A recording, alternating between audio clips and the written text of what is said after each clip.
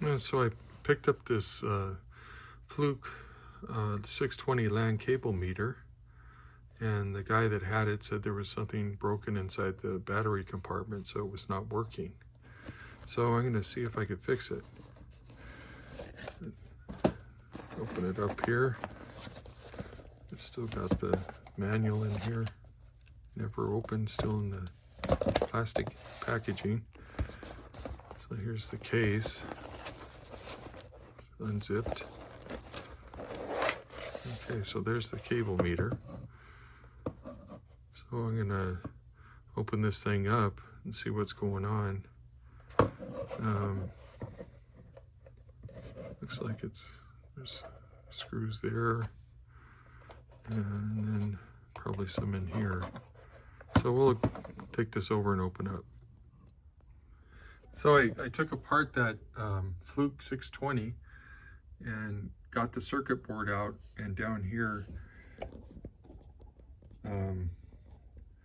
so this is where the battery is supposed to be in there, the two AA batteries. You can see this one's missing. It's supposed to have like a little holder or bracket like that. So I cut a piece off of this metal hard drive tray. I think that's what this is. I just had sitting around. Cut a piece off, and then I kind of bent it around to make a replacement piece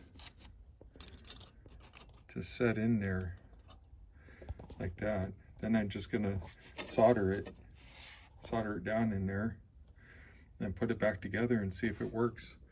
Got my soldering iron going here. It's 723 degrees. That should melt pretty quick. So I'll give that a try and see if it works.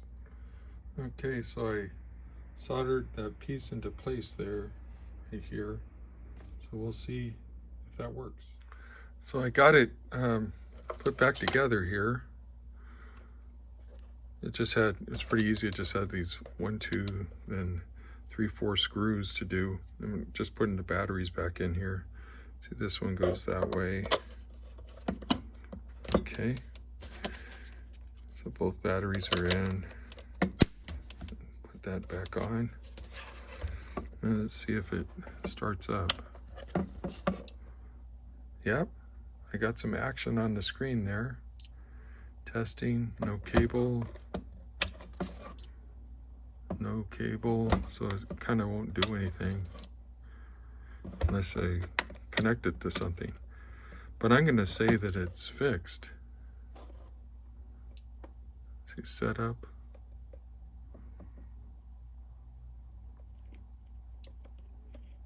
Coax, FTP, STP, coax.